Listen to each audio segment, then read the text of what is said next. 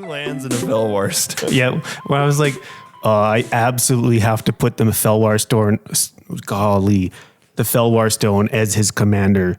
Yeah, that was perfect. I want that shirt now. Just 2 lands in a Felwar stone. Who With finger guns, though. With finger guns. No, that'd be perfect. Yeah, that was a fun game. I had a lot of fun because I fucking destroyed everyone. In episode 2? Episode 2. Yeah, I super hyper fucked that one up. That's okay. That's part of playing misplayed Magic.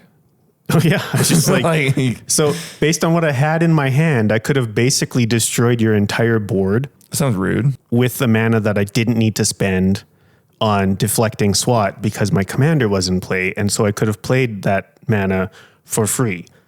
And then I was like, oh, I've got 1 floating mana, so I can't do this thing that I was planning on doing. I see. Smart like Tractor. And then that same turn forgot about Lasting Tarfire, which would have done 2 more damage to everyone. I mean, smart like Tractor, fast like bus. Like speed. Yes, planes, trains, and automobiles.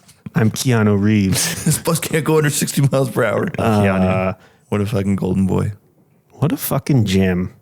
Only continues to get cooler too as he gets older. I think my favorite Keanu meme is definitely just him with the headphones drinking wine, just being like, I'm sorry. Yeah. I forget what, I want to say it's the other F word. I can't remember the movie that's in, but I'm pretty sure it's got Adam Driver in it as well, and it's hilarious. Oh boy. Oh yes. Oh giggity goggity googity. Yo, what up? Thank you for tuning in to another episode of Some Assembly Required. My name is Spooky Andrew. You can find me at Andar Primulon on stuff like Instagrams and Discords and YouTubes. And the YouTube. And the YouTubes, because it wouldn't be the YouTubes without you. And then over here we have... Or an additional S. Hey, I'm Jared. Shut up. Caffeinated Miniatures.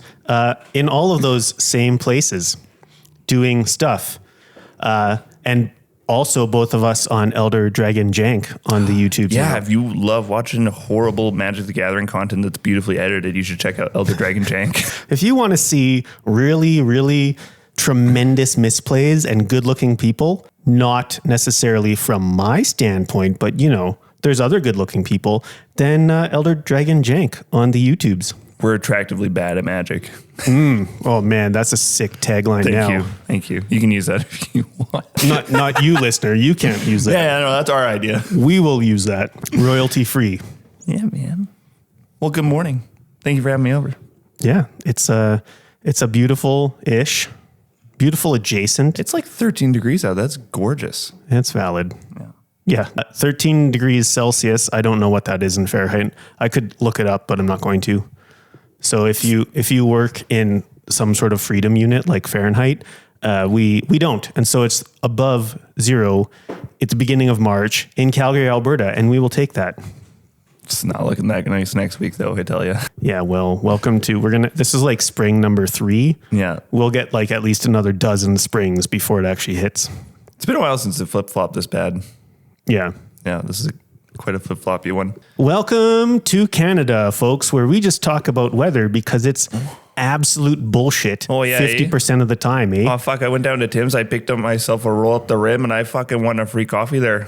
Oh, hell yeah, bud. Oh, fuck yeah. Let's go get the twigs and meet the boys down at the barn. A couple of fucking Timbits. The goblin energy is good. We don't even have cookies this morning, and the goblin energy is high. No, just coffee. Just coffee. I am pumping Spooky full of caffeination. Yeah, this drip feed is actually really nice. From the caffeination station. The caffeination station. Oh my God. Yeah, like when we move, I think when I set that up again, I'm going to have like a ribbon cutting ceremony. Ooh, to open the caffeination station. I love being extra about anything, so I'm so here for this. Yeah. Should do as a short on your YouTube channel. Oh, fuck me. So when I was like two years ago, whatever it was, when I was doing the 5 a.m. diaries, and they were like, everyone loved them on the Instagram. And then I posted a few onto YouTube and I was like, nope. Got the worst critics. Yeah. It's like, oh, I didn't realize coffee could be this pretentious. Like, motherfucker, is this your first second on the internet? This isn't even pretentious. Sounds like they've never been to a Starbucks. Like, fuck. Coffee is like the most pretentious thing. That's why I fucking love it. But yeah. So YouTube commenters, ugh, the worst. So yeah, back to the caffeination station. Yes. Maybe I should get like a neon sign, like a really warm kind of orange neon sign that says caffeination station. Or just get your like really cool logo that you made. Oh yeah, but make it like 3D printed as a light box. Yeah, that'd be cool. You can also get like custom LED. You send in like a simple design, and then people will make like it's like an LED, but it looks like a neon sign. Yeah, I looked into doing that for Chrissy when she was big into the streamings. Big into the streamings. Hell yeah, dude. What have you been working on, man? You want to tell me what you've been working on? Oh shit, bro. I feel like you've been working on stuff. I haven't been. I mean, so back to Elder Dragon Jank. The first episode, which came out like 8 days ago, as of recording this, I'd probably spent like 25 hours editing. Kingdoms that. have fallen in that time, just for clarification. That's a long time ago. Bro, like that's a little too real. A little too topical for the conversation. We want to stay away from that. Otherwise, Jared will go down some sort of rat hole of, talking about guillotines and whatever. So we're not going to. I probably spent like 25 hours editing that video. It's so good. It's so well done. Thank you. I would like them to be better. I'd like to edit them a bit better so that's like maybe a little more interesting, because generally speaking, people have the attention span of gnats. And so like you and I as a for Jared instance, the most glossy-eyed grin I can muster. Spooky got like 2 words into that and then he was somewhere else. So I want to make some like quicker cuts and zoom in and out just because people don't have attention spans. But yeah, and then probably another 20 hours for this past episode. So I haven't done tons of hobbying. I did paint a few more zombies, square-based zombies, because I want to have enough vampire count stuff built, painted, whatever, to play like a 500-point game with Hobby Dungeon. That's exciting. And I painted the Necromancer too. Yeah. The Necromancer that's fun. The Void Birth? Yeah, Void Birth. Okay. Jeremy's. I was like, fuck, what was the name? What is it? What is it? Yeah, but that's all I've painted. I've been building another deck. Ooh. Because that white one wasn't bad enough? I did make some changes to that too. I wanted to put a little more. So the white one being Delmy. Yep. Which is in one of my Terry's orange boxes. A mean deck, but like a nice mean deck. I don't know how to describe this. Like 1 second we're all playing. Jared's got a wall of like 40 fucking tokens. And then he's like, yeah, I have like 125 health. And we're like, wow, this is great. You're not a problem at all. Yeah, I think it's fun. I wanted to put, like, I don't have Farewell in it. I don't want to put Farewell in it. Fuck that card. Yeah, it's kind of like if you're totally, like in that deck, it would have to be like you're on the verge of, like you have nothing on the table. It's the reset button. Yeah. Yeah. But even at that, like there's Dusk and Dawn in that deck. So it's like if all of my dudes were wiped out, I could play Dusk and then return them all to my hand. So you could rebuild a board state in one hand, like one turn, no matter what. So it's like, it doesn't make sense in that deck, and fuck that card. Yeah. Yeah. I'm right behind that. I share that sentiment. So just more like spot removal to get rid of permanents. Yeah. So if you were playing as a, for instance, like an enchantment deck that maybe Chrissy would play, you could shut it down a bit quicker. You could get rid of enchantments. That's a good idea. So if you have like, I think there's like 5 or 6 kind of targeted removal in that deck now. So you can at least probably find them, because that deck can also draw a fuck ton of cards. So yeah, that was a fun deck. I thought it was going to work out pretty good. It does work out kind of well. I'd say it worked out really good. And then, I fucking not keeping the man up to blink that bullshit card back to Milan really kills me. Also, in like turn 3, I could have gained 8 more life too, because I'm editing that episode right now. It's and like, you're just like, it didn't matter in the end, but it's hilarious to see it. Yeah. But yeah, then you built an elf deck. Chrissy built an elf deck. And so I was looking at all these green elves. I'm like, holy crap, there are some sick elf cards. And so I was like, well, what if we build basically an Eldari deck? Spacecraft, 40k vehicles, and elves. I'm here for it. So Dionys is the commander. He says that whenever elves tap for the first time, you put a 1/1 counter on them and untap them. Mm-hmm. So you get mana dorks. They tap once, they get mana, they get bigger. You untap them, and then you station them or crew them. Yeah. And because initially I was like, vehicles are dumb, but with that deck in particular, I just spilled coffee like an idiot. With that deck in particular, it's like, so you attack with the creatures, like with vehicles, but then they're no longer creatures. Yeah. They're only creatures till the end of turn. So if someone does a board wipe that targets creatures, they're fine. Your vehicles are okay. Yeah. Yeah. So it's like, so cool. There is some, there's some utility there. Some plus side to that, but also then because you're building these elves up so giant, you can like station the big spacecrafts up to nuclear bombs in a turn. Gross. So, we'll see. We'll see if that plays the way I think it could. I think it'll be fun. We're still doing nothing but bracket 3 for listeners. And if you don't know, you should play Magic, print your cards. You don't have to buy them. Proxies work totally fine. Proxy World. But Commander is super sick and fun. And there's like a 5 bracket system, one being like kind of bullshit decks that, are just for lols. You put it together from scraps. Yeah. And in like a cave with a box of scraps. Yeah. It's like, it's probably not going to do anything, but it's going to be hilarious. Is basically like bracket 1 is for the lols. Yeah. 2 has some semblance of how a Commander deck should work. You've got a couple staples and things like that. Yeah. And like any pre-constructed, like if you bought a Commander box of cards, a pre-constructed deck, that's going to be a 2 or 3. Some of them are 3 now. Yeah, some of the new ones have freaking infinite mana combos in them, which is wild. Shockingly, still considered 3. No one really knows how the bracket system works, but you get it it's vibes based more than anything. Yeah, it's a way of trying to have that rule 0 conversation. Yeah, with everybody, pretty much. So yeah, that's where we're playing. Where it's like medium kind of power. Your deck can do some stuff, but there's no real infinite loops. Like you're not going to get a 2-card combo. Yeah. With you're not infinite turn loops. 2 killing people. Yeah. That's what we want to actually play the game. Yeah. And bracket 5 is like competitive and 4 is like a very, very highly tuned deck. And it can be less fun. Bracket 3, the games, you can kind of expect a game to at least hit turn 6. Yeah. Which is fun because then usually your deck can do the thing. It gives everyone an opportunity for their deck to do the thing, unless you're Mason and you have 2 cards on the field, or, like Milan with 2 land and a Felwar Stone. Man, that 2 land and a Felwar Stone.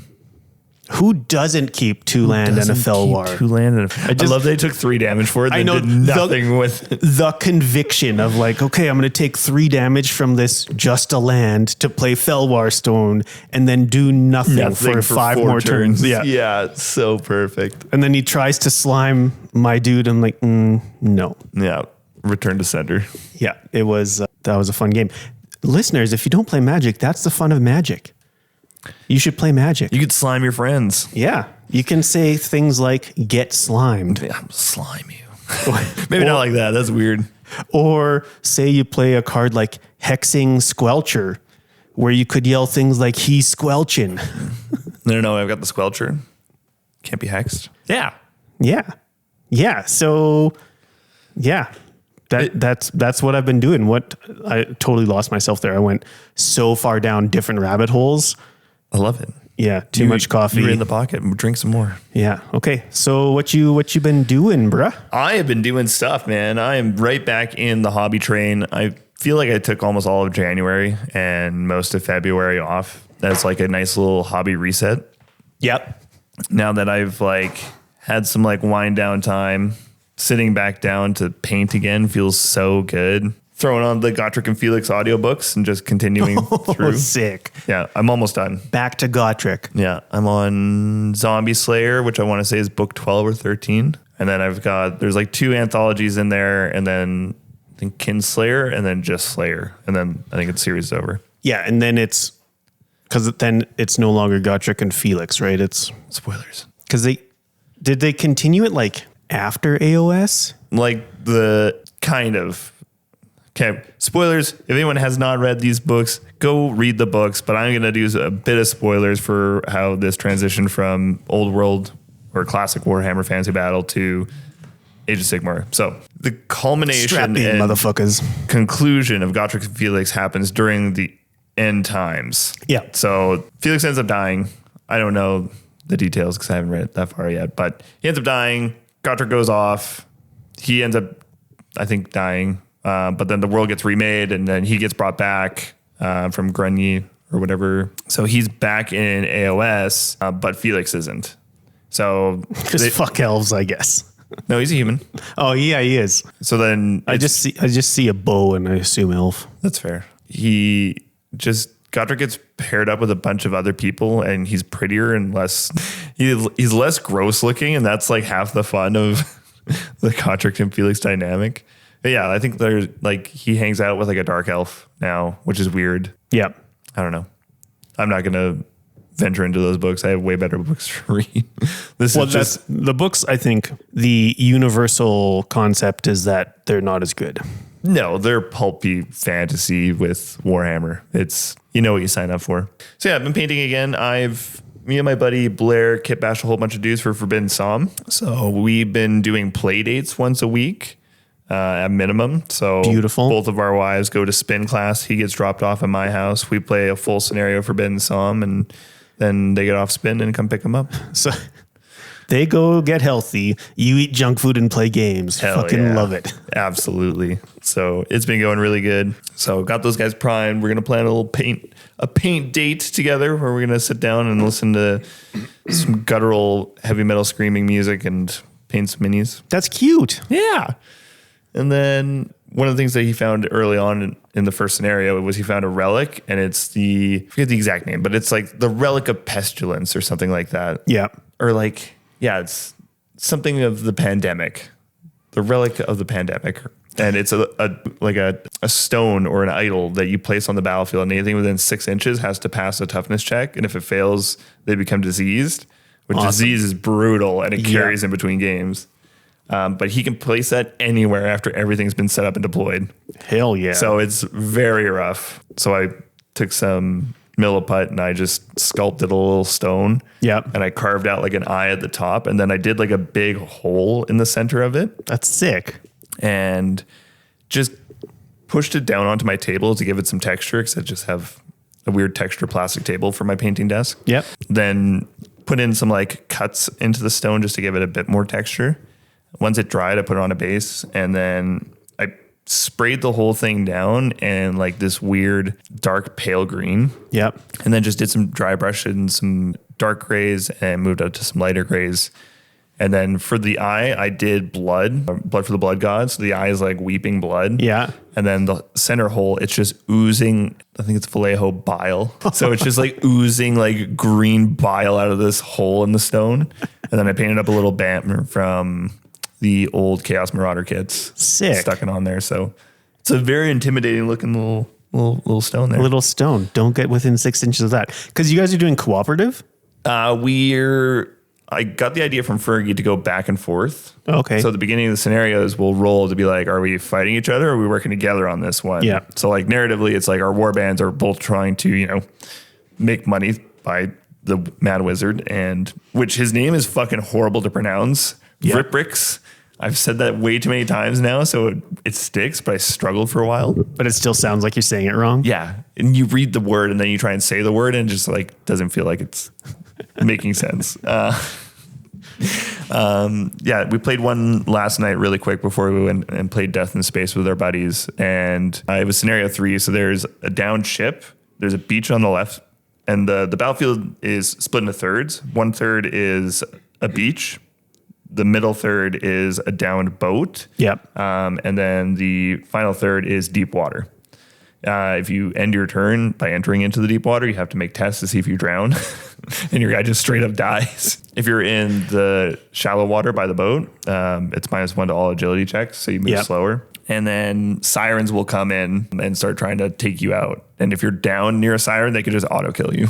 Sick. So So we were fighting each other on that one, trying to scavenge this boat for the MacGuffin of the scenario. And yeah, he diseased me, that son of a bitch. So I got to get back to him. That motherfucker. What else have I been working on? I painted a bit more with my Blood Angels guys. I picked I'm struggling with the fact that I picked a very like intricate paint scheme, or the paint scheme itself isn't intricate. I picked a intricate painting method. Yeah. And now I'm like, how can I speed this up? Because I'm losing interest in this project. How many do you have left to do? I think I got like 6 or 7. Not counting the Death Watch guy I just pulled out of the super clean that's been in that jar for 7 months. Awesome. Yeah. I mean, the thing that is like taking you so much time is you're really like glazing up colors, right? Yeah. And like really focusing on skin too. Skin is fun, and there's not a lot of it, which is nice. It's just arms and heads at the most part. Yeah. Which those are fine. I'm like really feeling like I'm understanding like skin values and things like that now. And I'm quite enjoying it. But yeah, I don't want to spend a whole bunch of time just glazing a knee pad anymore. I just want to keep going. Yeah.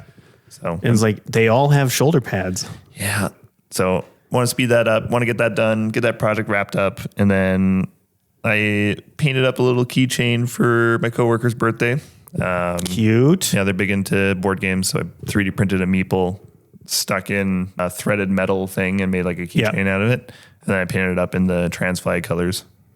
That's awesome. And I just like varnished the fuck out of it. I'm like, hey, this may not work great on your keys, but here you go. I mean, it'll work great on your keys. The paint may not stick. Yes. And then I cleaned my airbrush. And I mean like really fucking clean my airbrush.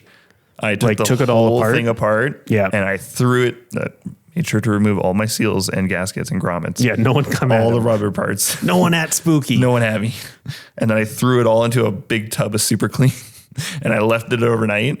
I didn't know how shiny my airbrush was. Was there like a skin of paint on there afterwards? Oh, for sure. Yeah. Like it's been a year of just quick clean, keep going, quick clean, keep going. So the amount of buildup was crazy. I wasn't getting very consistent streams. I was clogging a lot more. So I didn't even realize some of these parts could be removed from each other. They were just like fused together.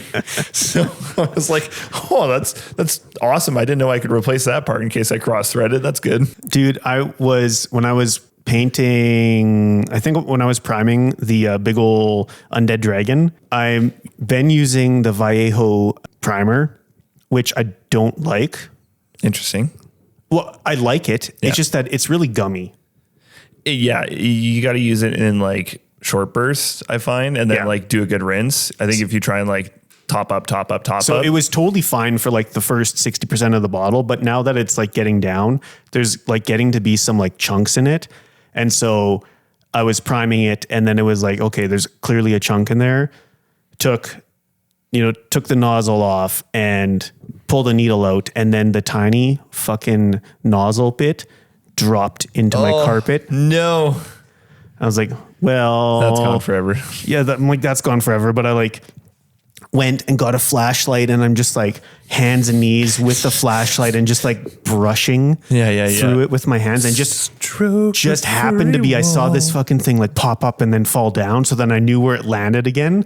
But that was like full on 15 minutes of needle in a haystack. Hilarious. But there was a lot of swearing going on. I was like, okay, well, I guess I just need a new one. Brutal. Absolutely but brutal. Like 2 years of using an airbrush on that carpet, that's the only time that's happened. I almost dropped mine down the sink and I was going to cry a little bit.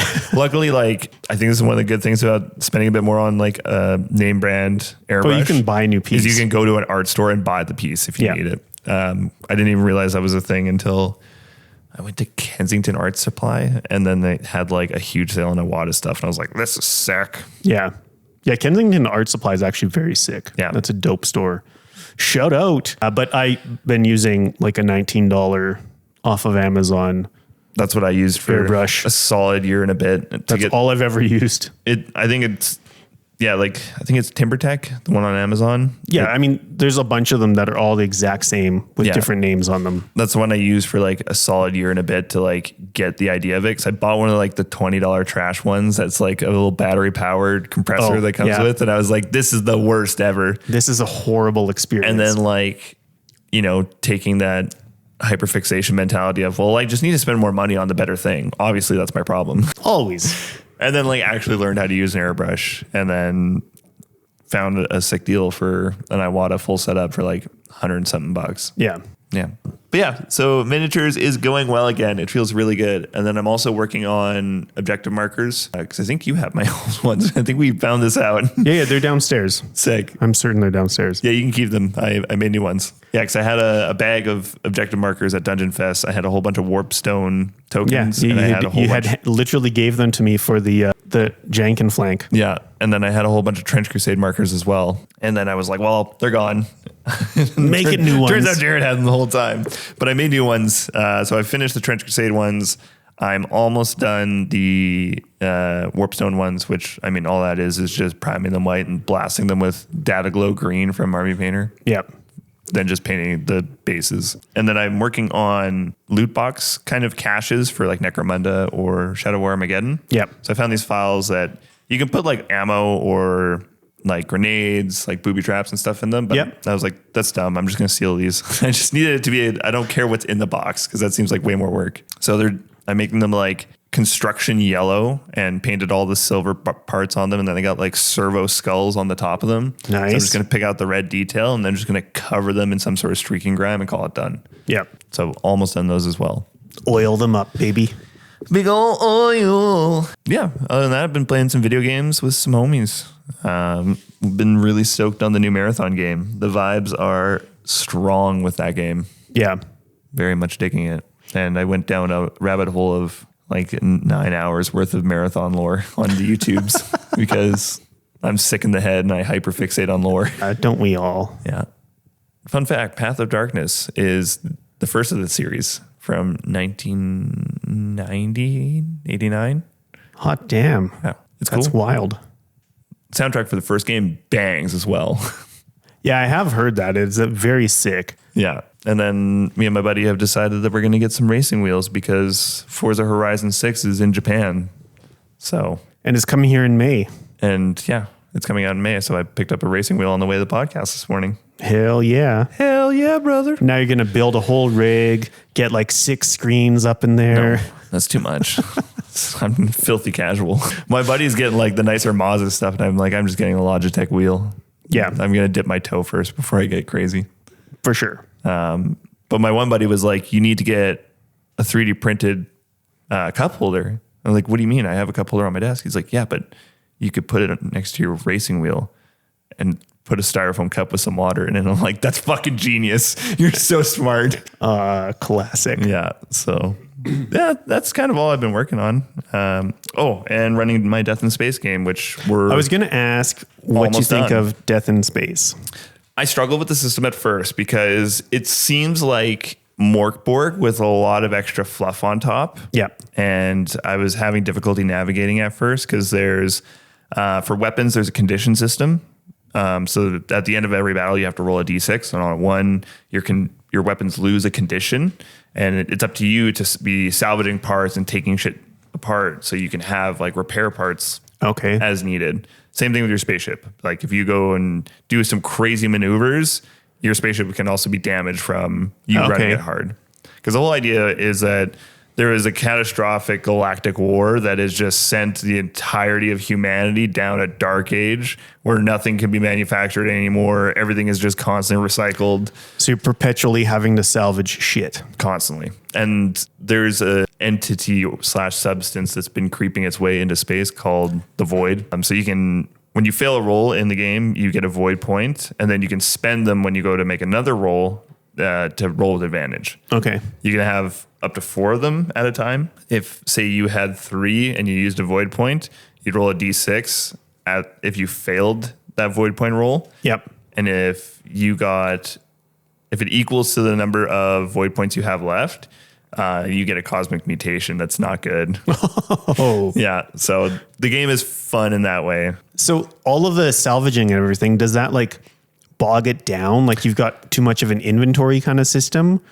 Not too bad because like the inventory is still like equipment slot based. Yeah. So you're not managing weights or anything like that, which is nice. It just does take a bit more to be like, oh, right, I need to make sure that we're looking out for these kind of things. So it's getting the players and the DM in the mindset of, we need to be crafty, thrifty, and salvaging constantly.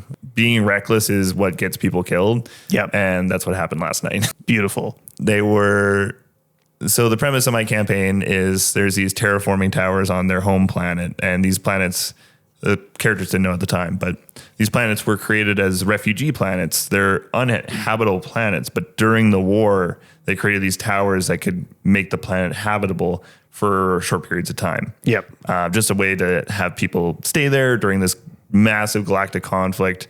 And then the idea was that they would leave and go back to, their home planets. Yep. But the players don't know this. No, because they were abandoned because the war just went so sideways. Yeah. So their towers had been failing. Their livable atmosphere has been shrinking into the point of this tower. Yeah. So they found a way to get off planet, and they were looking for a way to fix their tower. They learned about the towers and the war and everything like that. Like a lot of them have never been to space before. So they were learning as they went, which helped me as a DM because I'm also learning how to play the system. Yeah. They end up having worked with some people on a space station, figured out, they actually spotted a ship that was responsible of installing the towers drifting outside of a black hole. Okay. And it's been missing for hundreds of years. So they went to go investigate it. Have you ever seen the movie Pandorum? Yep. Yeah. They pretty much had a Pandorum situation because it's a massive colony ship. Sick. All these people were unfreezing and stuff and eating each other. And so they had to fight their way through that. And then my buddy was like, cool, all the cannibals are dead because we turned on the gravity and we just liquefied their bones. And so he runs into this garden room, and then like the plants had been void corrupted, just like grabbed him by the throat and just strangled him to death. It was fucking great. And then now he's come back as a high G dwarf. Nice. Yeah. Sick. Yeah. It's great. Yeah. The recklessness of the party, I think, is my favorite part because the previous session, they were trying to salvage a module from a Corvette cruiser onto their smaller ship. Yeah. They wanted to steal the sensor module off of it. Yep. So they unhooked it from the inside of the Corvette. When one player took their ship outside, went outside, spacewalked from their small ship to the sensor module to tie it off, and then just slipped. And half of the party's inside like, wow, it's taking a long time, isn't he? They look out the window. He's just head over heels twirling through space. And they're like, oh, no. They were able to get the ship and save their friend. But that's boring. yeah. Yeah. Like, I guess my only concern with that system was that it seemed to be very like accounting heavy in terms of like you have to like always be looking for these bits. It's not too bad. And like as long as the players know that pretty much anything can be salvaged, Yeah. it kind of takes care of itself because you'd be like, oh, there's a bulkhead door. Cool. Is there a control panel? Yes. I want to try and salvage some parts from the control head. Okay, cool. So it's as resourceful as the players want to be, which helps. Because if they don't want to be resourceful, it'll be a quick campaign. Yes, exactly. Their shit's going to fall apart and break. And now you're all tumbling through space. Yeah, it's been really good. And then for my birthday, I got a box of cards. And this is one of the coolest things I think I've ever had for RPGs in terms of an add-on. It's a system agnostic RPG campfire storytelling mechanic. Yeah. So anytime you and your party rest, you grab 2 cards, and there's 6 categories, and I'm not going to list them all because I don't remember them all. But it's like your character, your goals, your history, your outlook on certain things. Yep. And you pull 2 cards. One of the cards is whoever goes first. Like one of the cards, they read about themselves. So they bring something up, whether it's like from their backstory or they ask somebody a question type of thing. And then the second card, they ask one of their party members, hey, like, what do you think of this? Yep. And then everyone kind of goes around the table and answers something about themselves and asks another player something about them. Cool. And so like it creates awesome world building. It's For sure. I just get to write down notes for like 10 minutes of like the different things about their character's backstory, stuff I can incorporate later. Yeah, this is coming up to screw you. Tell me more about your dead wife. Yeah. Tell me more about your wife that you think is dead. Yeah. So I think it's great. I've used it for D&D and Death in Space, and it works fine with Sick. either system. Awesome. Yeah. Hell yeah, brother. And then I'm gearing up for Chrissy's finishing up her campaign, which is The Wild Beyond the Witchlight. It's 5th edition. And then my Death in Space is wrapping up potentially in 1 or 2 sessions. Depending on how many of them die. Depending. And so I'm going to be taking the Temple of Elemental Evil and using it with Shadow Dark. Oh, sick. Yeah. So I picked up the original book and it's got the original map and everything. Yeah. I don't think I'm going to run the temple because the temple is, from what I heard, not the best part of that. Yeah. It's the village of Hamlet. And one of the first things the party does is they clear out essentially like a keep where there's just tons of scum and villainy there. And the players then can use that as a base. And then you have this awesome written village in front of you that you can use as essentially a home base. Yeah. Because I'd love to be able to have people hop in and hop out of an ongoing campaign. For sure. So having like some sort of adventures guild set up there with Shadow Dark is what I want to do. Yeah, that's sick. Yeah, dog. Yeah, very cool. Yeah, dog. Very cool. So I was talking to my cousin who has never played any form of RPG at all. And at her work, like the guys in the warehouse were playing D&D. Like that's what they do. Like every week or two, they just like, they play after hours in the warehouse. They just like set up a table and play D&D, which that alone is very sick. That's so cool. And so they asked her if she wanted to play and she's like, well, I've never played before. Well, that's fine. Yeah. Like the DM was like, yeah, that's totally fine. Just come play. So she plays her first ever RPG session and it's like, they're playing 5th edition and she was playing Carly, functionally Karlach. Yeah. So she was just like, yeah, I was just like a big, dumb Karlach. I'm like, okay, cool. And so like, they're literally like this is like her first 15 minutes of playing any RPG. And they're just like walking into the town and the DM is describing all of these things. Like it's a very destitute area. And you see this man on the street who's obviously malnourished and he's got this horse with him that's all skin and bones and like clearly old and hasn't eaten in a long time. And she's immediately like, I want to throw my javelin at the horse. Like, who does this? Who doesn't who keeps this horse alive? Who doesn't let it die? It's like, okay, roll. Yeah. And so then she rolls and kills this horse with the javelin. It's like, okay, well, now this man, you just killed the only thing this man had. And she's like, well, okay, well, can I give him a hug and kiss him? And so everyone around the table is just like, jaws on the floor, just unhinged murder hobo behavior. Yeah, I was like, oh my god, you went full murder hobo. Yeah, that didn't take long. First 15 minutes. That's awesome. That's so good. Yeah, but she fucking loves it, and like she's in Edmonton. She's like, okay, well, when you move back, can we do you play RPGs? I'm like, yeah. Well, can we play a game?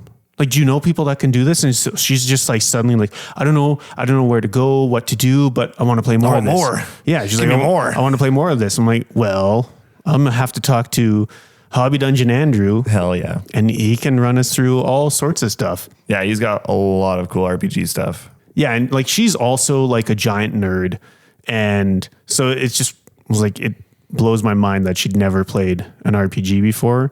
Because she is like a giant nerd and she fucking loves Alien and Futurama. I was like, we need to play Mothership. Yeah. Mothership, Death in Space, or Cyborg would even be fun. Yeah. There is actually an Aliens RPG by Free League, and I've heard it's absolutely phenomenal. Yeah. Yeah. But I mean, it's Free League. A lot of what they put out is just phenomenal. It's pretty solid. Yeah. But I was like, yeah, Andrew has run Mothership before. That's like a very good, like single, just do it over a day or whatever. She's like, oh, okay. But I was like, I was like, yeah, of course you loved it, but fully unhinged murder hobo. Can I just throw my javelin at this obviously dying horse? Because who keeps this thing alive? I was like, okay. Oh my God. That escalated fast. And then kiss him. And then I want to kiss him. Yeah. That's well, great. I guess you can do that. Okay, what now? What now? Yeah, when Chris's campaign wraps up, I'm going to be DMing some. I'm going to do a quick Morkborg campaign. Yeah. Or not Morkborg, Pirate Borg. Sick. Which I love Pirate Borg. It's a great system. That's the one with all the like weird ships? Or no, that's... Pirate Borg it's just Morkborg with a huge coat of pirate paint on it. Yeah. But the ship combat fucking rules. It's so good. I love it. But like, is it generic Pirate Borg that has like, you've got like the worm drive ship? Oh no, that's That's Tefrotic Nightmares. Oh yeah, okay, sick. That's the big campaign for Morkborg. Yeah. Okay. No, Pirate Borg is like you get your sloops and your galleons Yes. and stuff like that. You just be pirates. Super pirates, but like unhinged pirates because you can, if you die, you can come back as like an animal if you want. Yeah. You can come back as a ghost and be a ghost pirate. Hell yeah. Yeah, it's Pirates of the Caribbean. Let's do this. You 100% can live out all your weird esoteric pirate fantasies in that. I dig it. Yeah, it's good stuff. So yeah, planning something for that because that might be happening in a week or two. But I'm just gonna probably pull the starting adventure out. So does that mean that you want to build a pirate ship then? I saw Jeremy working on his, and I was like, Yeah. yeah dude, Pirate Borg is just great. Anytime I tell people about ship combat, I'm like, it's the only good one. Every other time I've done ship combat in a game, it sucks. It sucks butts. Like you mean ship to ship combat? Yeah. Yeah. Yeah, I did the Spelljammer for 5th edition, and I was like, this is the biggest waste of time I've ever encountered. Yeah. Yeah. I've never had a good ship to ship experience on anything. Like it can be okay if you're like, there's some flying thing that you're combating from this ship because they can land on it or go away. But Yeah, like ship chasing to down ship, a dragon or something. Yeah, ship to ship is not. Yeah, I did Not it great. in Ghosts of Saltmarsh 5th edition, which is the pirate campaign essentially. That one was really underwhelming because there's no cannons in D&D, which is weird. So it's all like Maginelles and ballistics. Yeah. Ballistas. And then same thing with Spelljammer. You have a ship of 500 health and you do maybe 3d12 damage if you hit. So it's like, we will be here all day. Yeah.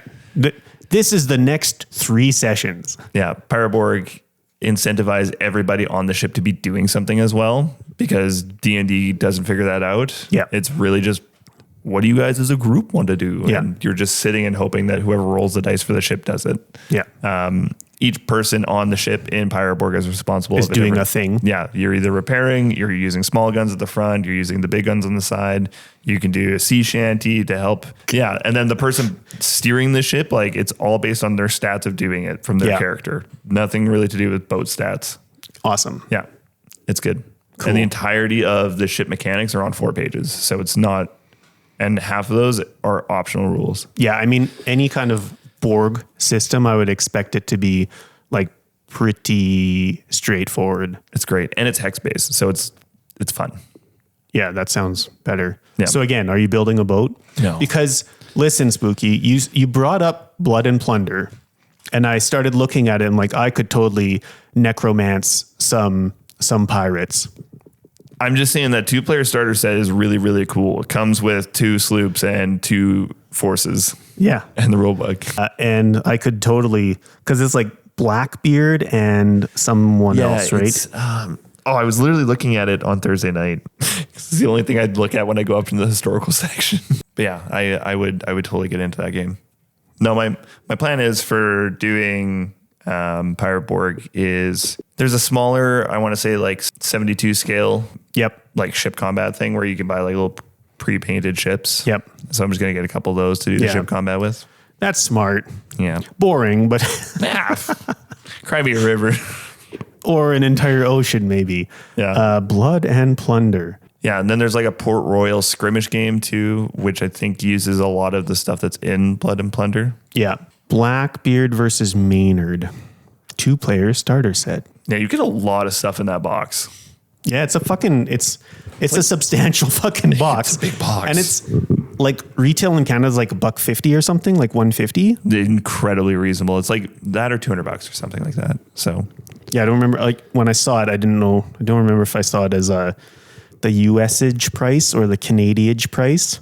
yeah, But either way, I think I know a guy that could maybe get a discount. So I know a guy. I know people. yeah, let's not talk like that. The whole bit of like Mason talking like that in that long ass game, I was like, I'm cutting this. Oh, the careful kitten whiskers. No, when he was talking like an orange man. Oh, right. Yeah. I'm like, I'm cutting this because Quiet you. so like I put everything into the timeline and there is 2 hours and 24 minutes of footage. So I'm just like everywhere I possibly can fucking cutting this down. You got episode 2 down to 45 minutes. I was like, this is awesome. This but that is wasn't a super long game either. Well, I mean, when you got me like popping off like that. Indeed. Yeah. Like Godspeed to you, man. That's a long game. I don't even know if that game is really like useful. Yeah, there may be a point of just, this is not actually entertainment. This is just despair. Yeah, well, I mean, I can like, it's just that it's just so fucking long. Yeah.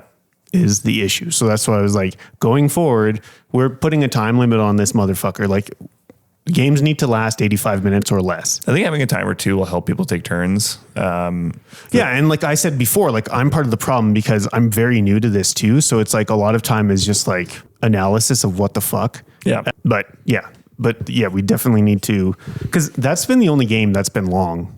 Yeah. Other than that, we've been, because even the game that Milan ended up destroying everyone, that one, the total runtime is about an hour 34 or something. Yeah. Including like intro and everything. So I just don't want to have back-to-back episodes of the same people, but maybe that's what we do. I don't know. We'll see. These are all things that Jared has to think about. All the small things. True care, true rings. Have you played Sagrada? No. You think you would love Sagrada? My coworker busted it out on Wednesday night. It is obviously it's based off of the place in Spain, Barcelona. And the point of the game is there are 5 different colors of dice, red, blue, green, yellow, and purple. And for a 2-player game, you put 10 of each color into a dice bag. You get like a little, I think it's a 5x4 grid. And you get little cards that you get to put in your grid. And there's different conditions. Like some spaces have colors, like yellow or red. And then some have like 3s, 4s, like actual dice faces. Yeah. And the whole part of the game is I'm going to grab 5 dice. We're going to roll them. And then we kind of draft the pile. And then you have to place your dice in the grid. But it's kind of like Sudoku. So you can't put the same colors next to each other. Yeah. And you can't put the same numbers next to each other. And you have to play adjacent spaces. All right. It's so good. Yeah. I went 3-0, kind of crushed it. I don't know if you know this, but I'm kind of a big deal. Kind of a Chad at Sagrada. First time. And I made a very cringy Instagram post on the store's Instagram. I was like, playing the new reprinting of Sagrada. Can confirm this game runs on Windows because you're making stained glass windows. Oh, boy. Yeah, so played that earlier this week. Very good game. That's cool. Yeah. And is it like only 2-player? No, you can play. Oh, no, you said 4 or 2 players, so you can play with more. Yeah, 2 to 4 players. Sick. Yeah, and there's little like conditions to gain extra points. Like if you do rainbows in a row or a column, you can get X amount of points. If you have, and then you have a secret objective, like you want to place more purples than anything. Okay. And then you get tokens to use to spend on different things where like you can ignore the requirements of a space and put anything you want there. By spending a token. Yes. So cool. And so you've got, is it like they can't see your card that you're building? Yeah, so you get one secret objective. Yeah.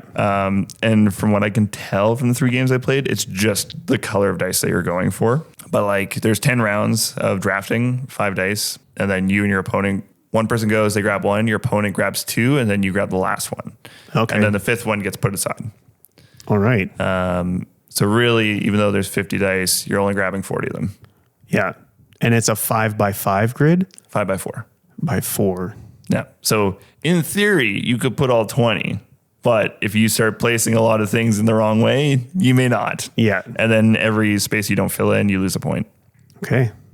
Yeah. Great game. Takes 30 minutes, which I love. Oh, totally. Like I was like, this sounds like it'd be very quick. Yeah.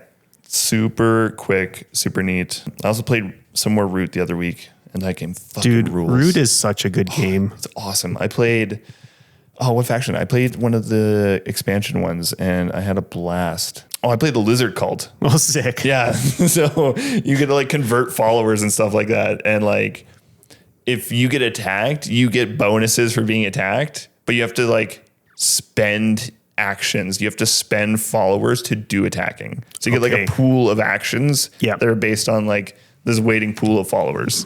And then you can just go into a clearing and just convert everybody to your religion. It's free. You just take all their shit. Your religion of lizardom. Oh, it's great. Building a cult with lizards. It's Cult of the Lamb, but Cult of the Lizard. Totally. It's so good. Hell yeah. We've been continuing to play Fight Night. I mean, Hughes and Q's. I fucking can't stand that game. There's a fundamental flaw with how that game is made, and it's the cards and the board are different colors. So it's not that they're different colors, but it's the fact that the contrast is off, because on the card, there's so much black around each one of those boxed colors that it doesn't. Maybe that's what it is. That's totally what it is, because the color is exactly the same, but because the color on the board is surrounded by similar colors, the contrast of like just the black around it makes it look entirely different. Yep. Because first couple times I played it, I also struggle a little bit with yellow and green. Yeah. My wife says I'm that yellow-green blind, but she don't know anything. She's just being mean. Love you, Chrissy. Love you. But there's so much fucking yellow and green on that board. Yeah, it's actually crazy. Yeah.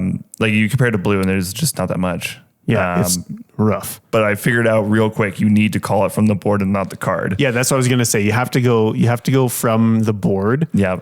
Like just pick that grid mark and then call it from the board, not the card. Because like, especially when you get into like towards like blue greens, you like look at your card and like, oh, this is very green. Yes. And then you look on the board, it's like, no, it's blue as fuck. Totally blue. Yeah. Yeah. We were playing it. And then I also give shit call outs because I'll be like goblin. And they're like, cool, some sort of green. And then I'm orange. Like, Citadel paint. They're like, go fuck yourself. Yeah, you got two words. I get three. Warhammer paint. Go hump your. Oh yeah. God damn. You know what? Like, okay, fine. Like they want to rebrand everything as Warhammer. I can understand that. Yeah, it makes sense. I don't agree with it, but it makes sense. The lettering and I don't understand the stripe. It's just, it gives lazy. Like it's just so lazy. Yeah, like neither the Warhammer logo looks like that in AOS or 40K. Like I don't understand. It's like it's just so basic bish. It does scream that graphic design is my passion. It screams graphic design is my passion and I'm an unpaid intern. That's right. Yeah. You're like, yeah, okay, this was the worst, the best of the worst, I guess. Yeah. Okay, guys, we need to rebrand our Citadel colors to Warhammer paint. And we have to do that today at 4:00. Sir, that's in 15 minutes. Yeah, get it done. Yeah. Get on Canva, you bastard. Yeah. Unpaid. We're not paying for that shit. Yeah, the free version. Free Canva, and you have 15 minutes. Get this done. Yeah, I think it's kind of sad that they're sunsetting the Citadel brand because that's been around for, 40 years? Yeah, I mean, since the start, more or less. Yeah, like since there was Warhammer. Yeah, since like there was Games Workshop and Citadel, right? Yeah. So that's kind of sad because it was Citadel miniatures for a long time. Yeah. But yeah, I don't care as long as it tastes the same. It's still going to taste bad. Cool. Good. My null oil shots. Yeah, you gotta squeeze that back. That's why they're going through so many pots. It's spooky drinking them at work. It is the number one sold paint.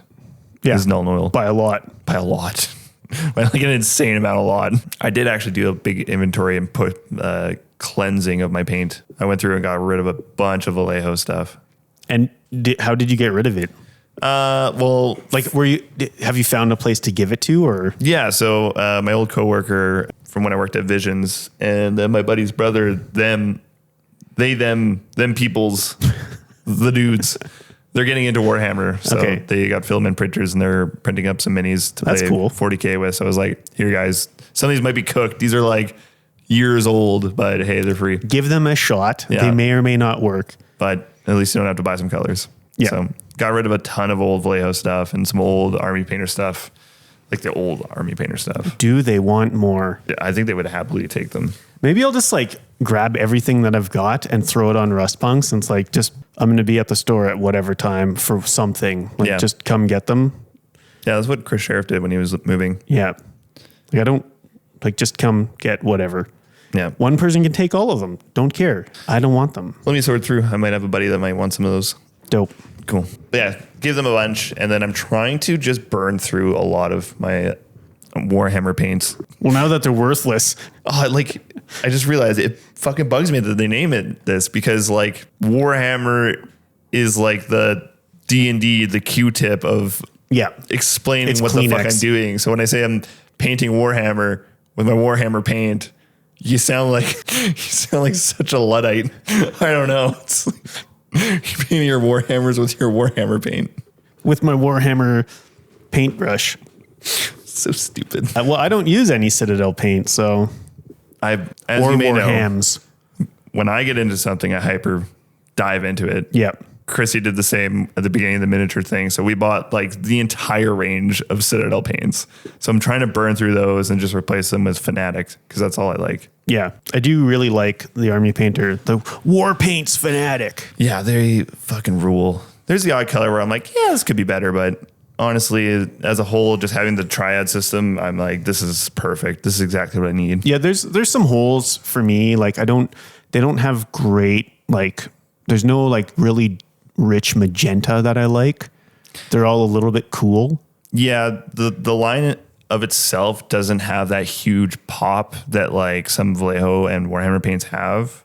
And Yeah, like Game Color, I think, has the fill-ins for me. It's just since that company decided they like to use fucking AI slop to promote themselves, I'm less inclined to use their shit. Same. Yeah, but I think it's the medium that the war paints have that kind of tones down a lot of those Could be, hues. So it's like, do I want the coverage or do I want the color?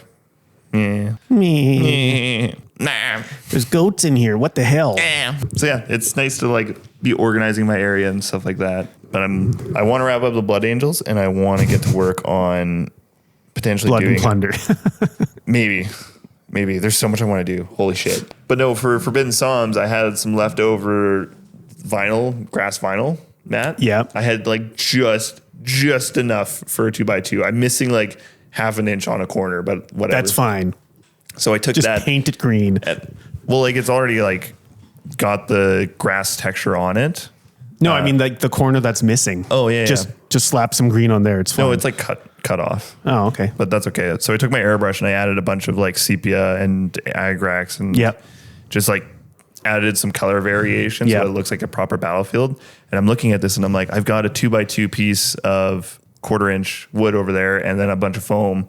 I could just slap this down and do a couple of rocks and just instant board. Yep. And I'm like, maybe I should do that. Yeah, I should do this. Yeah. I want a couple more 2x2 boards. 2x2 boards are fucking genius to have. Yeah. Because like lots of games you can just play on one. Yeah. And then if you have 4 of them, that's basically anything else that we primarily play. Totally. So I want to do so much. Yeah. Ainsley and I went to the opening day Scream 7. Yes. How was it? It's gory as fuck and just generally a fun ride. I mean, if you're going to a slasher film and expecting some sort of cinematic masterpiece, you're going to be disappointed, but it's a fun ride. Yeah. People need to wheel in their expectations. Sometimes like movie critics have a job to do and they're going to review a movie. And I think if you put too much stake in that, then sorry. Yeah. I mean, like that movie generally got slammed by critics, I think, but I don't give a fuck. It was fun. It's also like a, legacy movie. It's a long line of movies before it. You're comparing everything to the rest when it's hard to like Scream 1 is just so good. Yeah. Like, and Scream 3 is so fucking terrible. So, it's between those. So we're good. it's between them. Yeah, we're good. It was fun. Good, fun times. But we did go to like the earliest showing, which was like at 2:00. And which means that like, I was like, oh, I'm going to go get a shitty hot dog. And they didn't even have hot dogs yet. Brutal. Yeah. Gotta get that meat missile in you. Yeah. Get some tube meat. Big old fucking tube meat. Yeah, I really want them to come out with that new Bone Temple, or the final capstone of the 28 years later, because it's just such a fucking cool concept. The post Bone Temple. Yeah. Have you seen Bone Temple? I have not yet. Yeah. Despite you saying that it's great, there's a few movies that I need to see in amongst like that, like Sinners. I want to see. Yeah, I need to see Sinners as well. And then as well as that. I cried tears of joy from Bone Temple. Yeah. Yeah. Very awesome. Then I picked up the Hope is for the Dead, the zombie Forbidden Psalm book. Yep. Because I just want to live my world of 28 The Bone years. Temple. Yeah, dude. It's so fucking wild. Yeah. Yeah. I think that's generally true for Forbidden Psalm, that it is like, it's the easiest system to like hack into be whatever the fuck you want it to be. Totally. And like the games run very simply and quick, and Yeah. they're very killy. It's like an hour, and you're constantly involved, and I like that it uses a D20 system. Yeah. Quite a bit. I have no notes for Forbidden Psalm. Just I do. I think the book layouts kind of suck sometimes. yeah, I guess you're right. I would like a better quick reference sheet that has the treasure tables and stuff like that, and then keywords. Because there's a couple keywords that you have to flip back through the book, Yeah. which is kind of a bummer. But like if you play 2 or 3 times in quick-ish succession with like similar keywords, you kind of get it down. Yeah, like we're But, like, three games into this campaign, and we're getting really quick now. Yeah. Like an hour, and we're in and out, like set up and tear down. Yeah, exactly. Because it's not a huge amount of space. So like you can set it up, you can play, you can tear it down in an hour. Yeah. Fucking rips. Highly recommend the Psalms. Get your Psalms on, people. The Psalms. The Psalms. Good old Psalms. I tried a new variant of Magic the Gathering. Wait, what? We played Big Deck. The fuck is Big Deck? Big Deck. It's where you have a really big deck. No, so we were going to try my cube draft that I was very generously gifted for my birthday. Yeah. Which is a Dominaria United cube that my buddy built for me. But we couldn't find a fourth. So Thursday night we showed up to the pub and we just played Big Deck. So we took this, I don't know how many cards it is. I'm going to say 4 to 600 cards. Yep. We shoveled it into 2 decks, and then everybody got 4 non-basic lands, and then everybody got 2 of each kind of basic land. So you get to keep those in a little side pile, Yep. and then you start with 5 cards, and then play it just like Commander. Everyone has 20 life, and you just play normal Magic. Everyone drawing from the same decks. And then sharing the same graveyard. And then if it says scry, then if you get scry triggers, then you can just save those for the beginning of your turn. Okay. But effectively, it just works just the same. Cool. Super duper fun, really quick, good politicking. Full Really, chaos. yeah, it was a lot of fun. I had a blast. I had a lot of. There's a card called Territorial Morrow.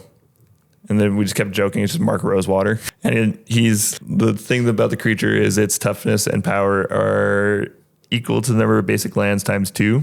Yep. So you get a 10-10 out super quick. And it's just like, hell yeah, let's go. It's just big fuck off monsters. I'm swinging at people. So it was fun.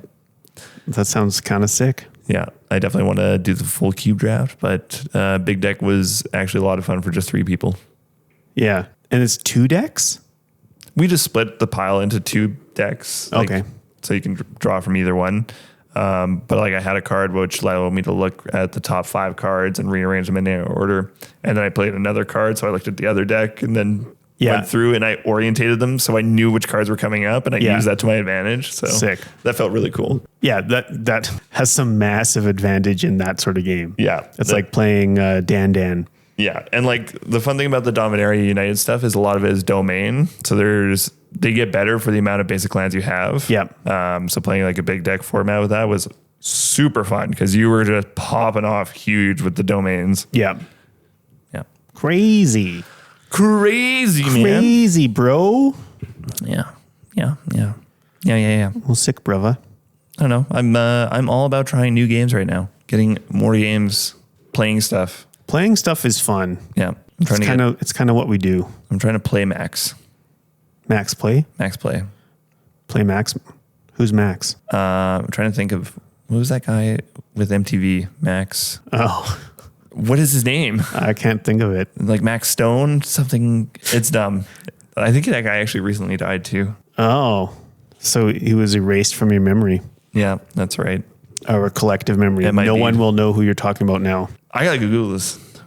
He did a lot of like weird ARG He wasn't like a real person. God, He was I sound like an idiot right now. He was like a real person. No, he wasn't a real person. TV. Max Headroom. That's who I'm thinking of. Yes. Yes. Yeah. I don't know where I was going with that, but yeah, Max Headroom. Had to think of it. Sick, bud. You weren't going anywhere because I asked who Max was, and then Right. This was just a side tangent. we fully plummeted into just nothingness there. How could you? That happens. Welcome to Goblin Energy. Well, spooky. Yeah. Fucking quality. Happy to be here. Do you have some final thoughts for us? Get out there, play games, try new stuff. Even if you're like not feeling it that day, you'll be happy if you went and did it anyway. Wow. Food for thought. Confucius say. The more you know. And knowing is half the battle. G.I. Joe. What about you, Jared? Do you have any final thoughts? I have limited thoughts at all. I think playing games is cool. I think you should try to play Commander, and don't worry about buying cards. Just print them, Buy local, steal corporate. Goblin Co. Goblin and Goblin and Goblin Co. Hell yeah. Okay, well, on that note, thank you. you so much for listening. Appreciate you guys. Yeah. Love you all. Love you all, and we'll see you next time. Okay, bye. Okay, bye.